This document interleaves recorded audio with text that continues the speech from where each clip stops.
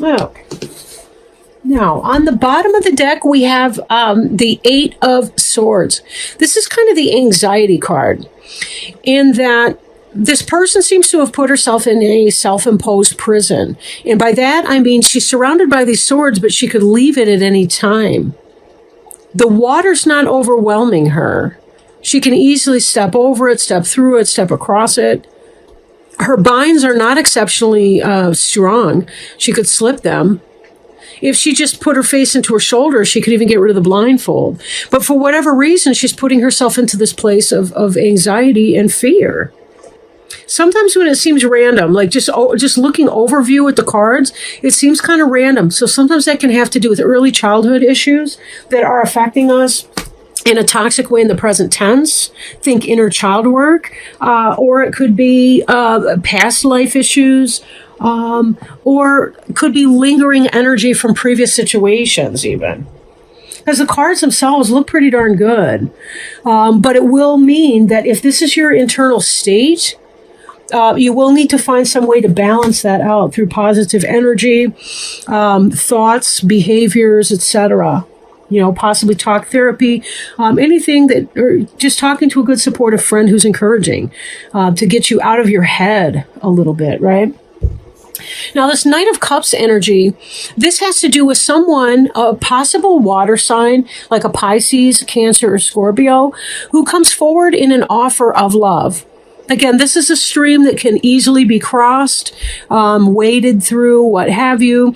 But this is someone who's bringing love or information or something loving.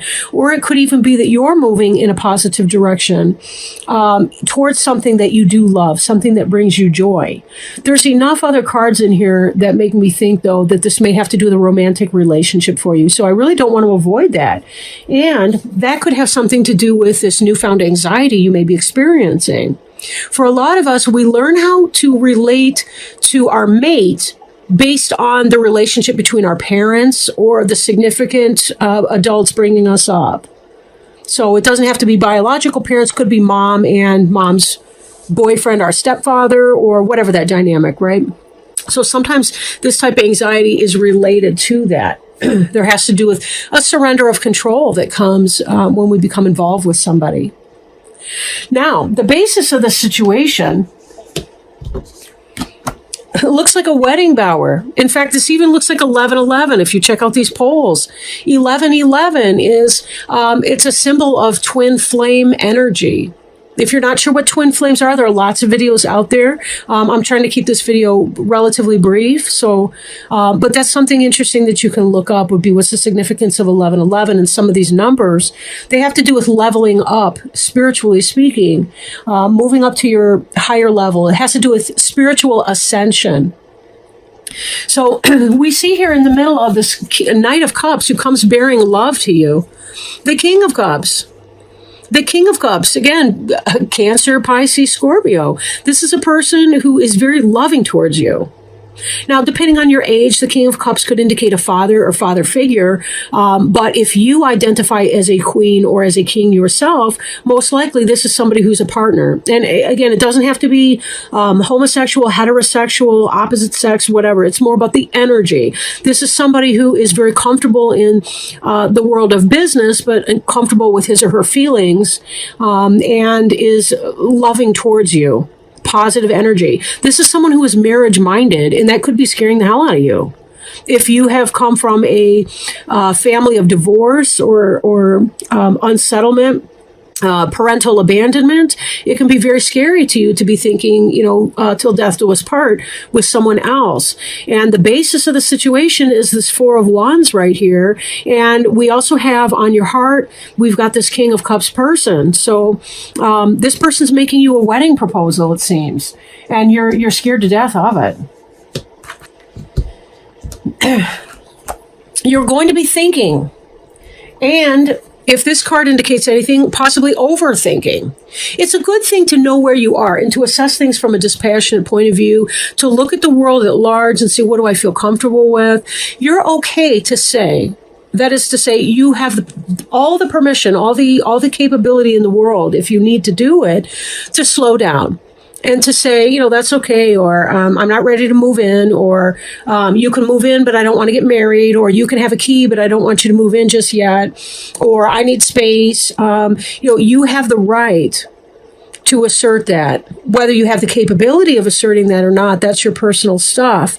But it may be helpful if you are having a problem speaking your mind to do that. Now, Libra doesn't tend, historically speaking, at least from the Libras I've known, you don't tend to be very shy about speaking up. But then again, there's something about getting married and romantic relationships that can mess us up, especially if we have had troubled relationships with our parents, or if our parents had troubled relationships with one another.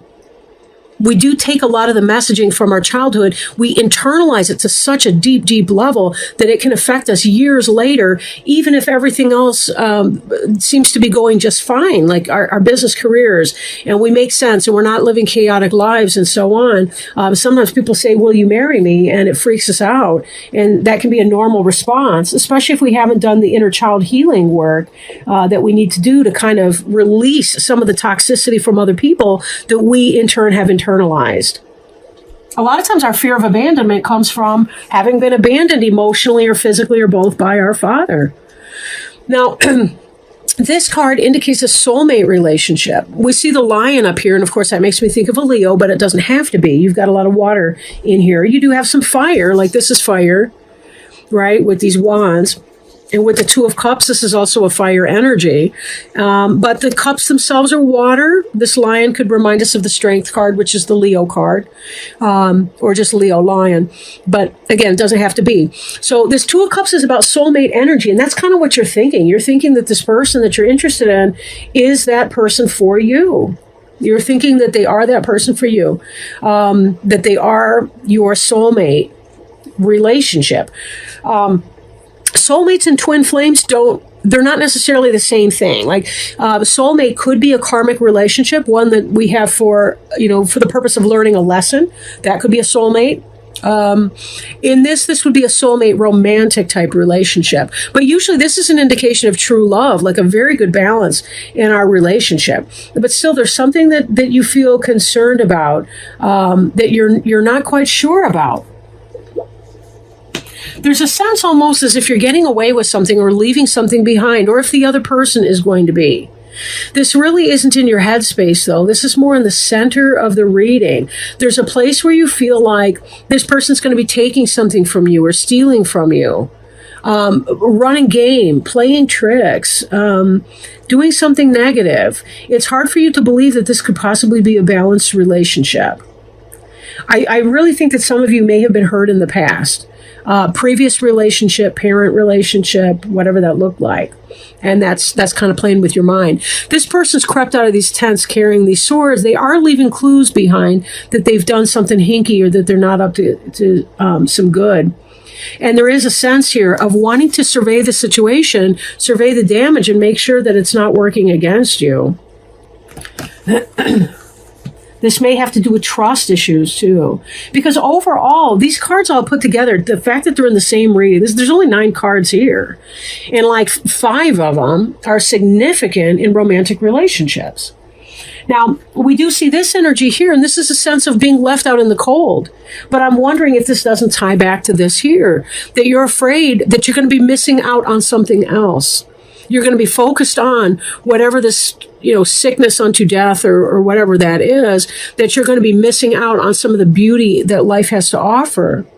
And again, this could come from that place of worry and some heart chakra healing that needs to occur.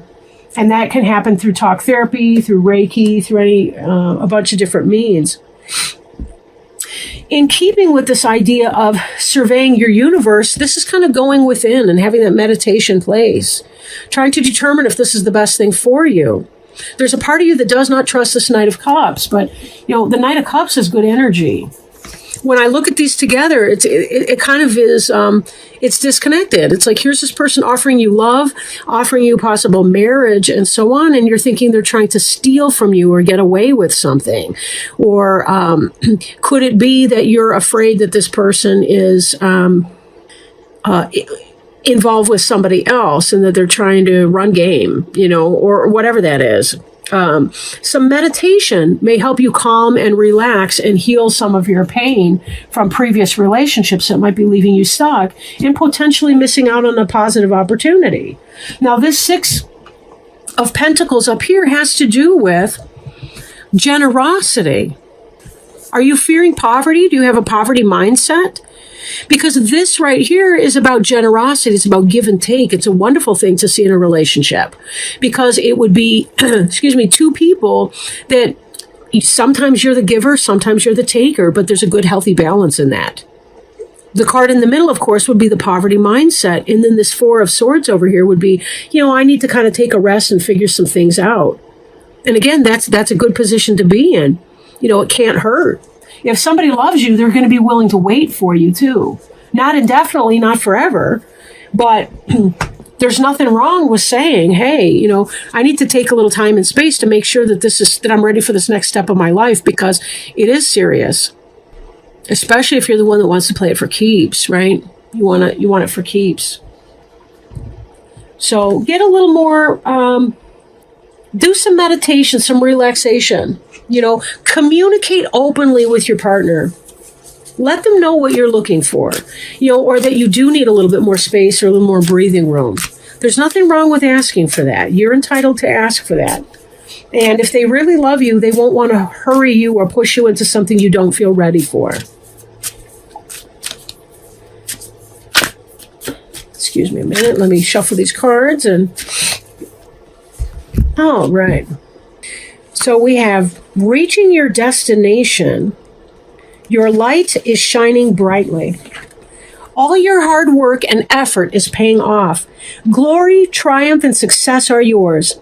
If you've given your power away, now is the time to reclaim it. It's time to stand in your own light. A destination is less of a place, but more of a new way of seeing the world. Your dreams are moving to fruition. If you have any incomplete projects or unresolved relationships, this is the time to complete them. This is an important part of reaching your destination. Take time to celebrate and acknowledge your successes in life. The Sacred Traveler wants you to know the voyage was long and there were many adventures along the way. But as your trek reaches its destination, there's a feeling of joy and celebration.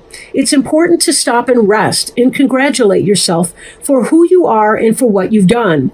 The Traveler forgives those who on the voyage were less than honorable. Release any feelings of resentment, fear, and sadness that you may have gathered along the road. You've reached your goal. Let everything else go. You're a majestic being who can bring light into the hearts of others. Celebrate and honor yourself. You are so worth it. What a beautiful card. I mean, as I was reading, I was seeing any number of these flashing. Like I was seeing the celebration that comes up in here. I was seeing about releasing the hurts and the past resentments, right? And taking time to go within. Letting go of the pain and the rejection, right? So many of these cards were illuminating. This truly was speaking to you on this, right? That you deserve to be happy, but we do, in fact, need to release the pain from the past in order to be able to claim what is rightfully ours, to be able to claim our happiness, and to be able to step into this new life that we've been wanting.